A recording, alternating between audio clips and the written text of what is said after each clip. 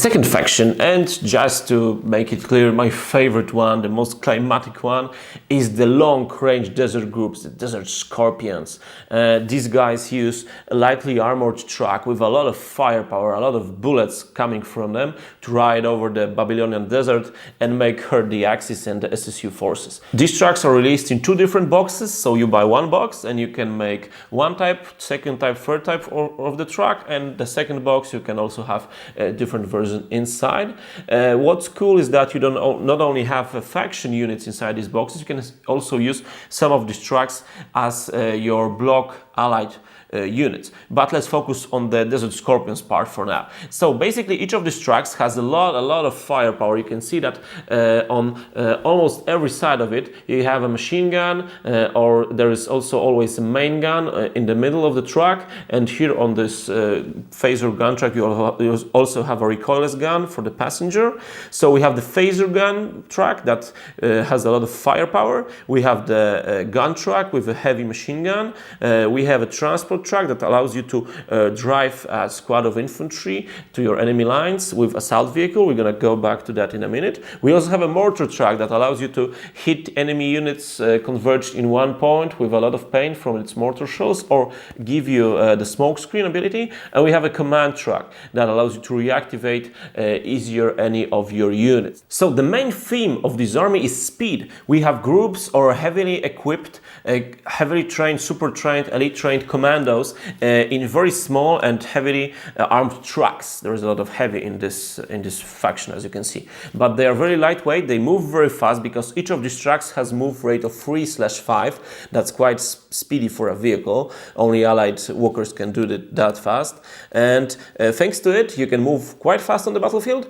And also you get a special ability called the raid action, because the fluff for these factions that these are trucks riding around, shooting everything, making a sabotage run, going through the enemy base and then rolling out. So the raid action shows it on the battlefield pretty good, because you can make a move action, shoot all of your guns, and then make another move action. You're not forced to finish it as a march move, it's another move. So that means I can move my gun truck free, make an attack action, shooting with all of these two side machine guns, one front machine gun, the phaser gun, the recoilless gun, shoot all of it into the enemy, then make another move action and just roll out. This is super powerful, especially in very thick battlefields where there is a lot of trees, or there is urban combat, where you move out of the corner, shoot and get behind the corner, and the enemy needs to come to you. You are not in a weak spot, you just roll out and go back into cover or behind the wall. This is very powerful ability.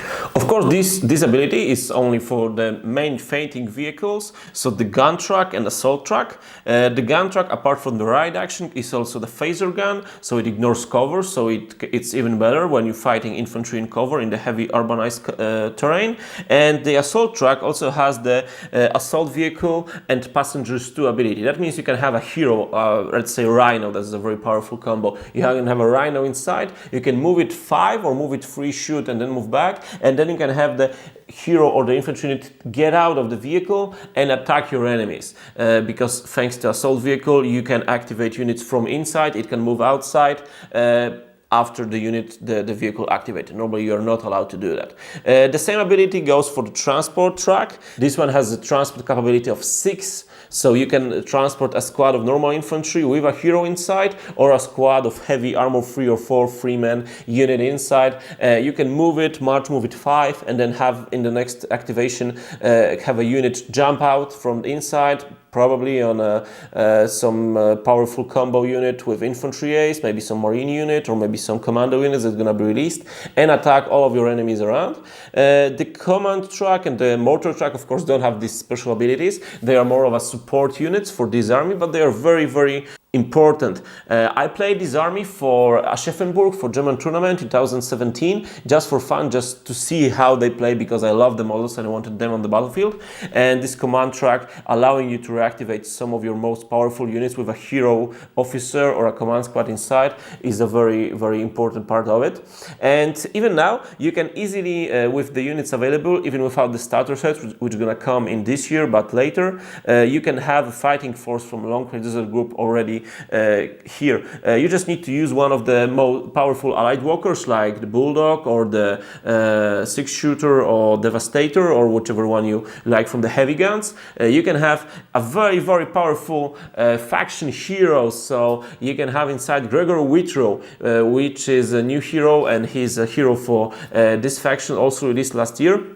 He's a super cool miniature with a bulldog by his leg, his bulldog easy, that can bite your enemies, and he's a very cool, very nice looking miniatures with a superb ability that makes all of attacks from the vehicle that Gregory pilots hit on crossers and faction marks. So it's just similar to Fighting Spirit, but not once per game, not twice per game, but every attack you make with a unit that Gregory Whitrow pilots makes you attack on this faction, and crossers makes you hit on these two symbols, which is super, super powerful. And I fielded him in Bulldog. I had a Bazooka Joe in my command track, reactivating it so I could attack twice during each turn, because thanks to the command track you reroll your officer actions, and it's a very, very powerful combo. And I think even now, without starter set, without dedicated light infantry units, the Desert Scorpions are even now playable, and you can easily try to beat your powerful opponents with this army.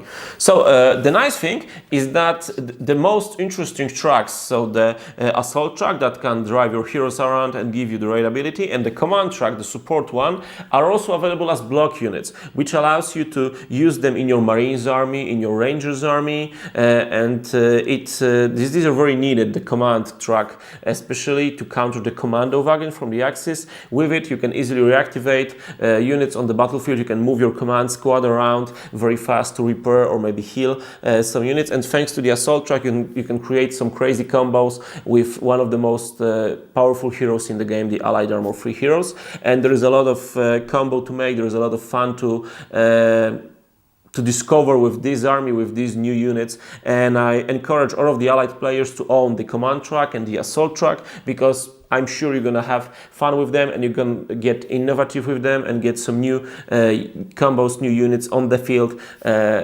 using these two tracks. But of course, not only tracks are part of this army, we already have some units that can be used as infantry, and I used also this in my tournament. So the Commando section for the French Foreign Legion, the guys with the submachine phasers, the Kill Squad can be already fielded as an infantry unit for this faction. They are quite powerful with brave ability and heavy hitting phaser machine pistols. For 11 points you get armor 3 guys with 2-4 move and phaser submachine guns on range 4 that ignore cover. Very good to counter enemy infantry, but also thanks to that phaser is such a universal weapon, you can also hit enemy armor quite bad with 2/2 from each submachine gun. That's enough to tear down a medium walker if you're lucky.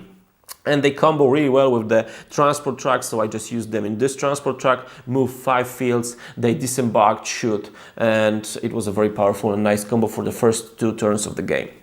Apart from these guys and the Gregory Whitrow and the tracks, you can also have a sniper Maggie or a sniper hero from the English allies. In this faction you use them, but these miniatures were quite hard to come by. For Maggie you had to be part of a tournament last year, which I encourage. If you have no plans this year, then come to Warsaw. In June we're gonna have a great tournament with some special miniatures for each player. And the last miniatures that you can use in this army are the heavy engineer squads.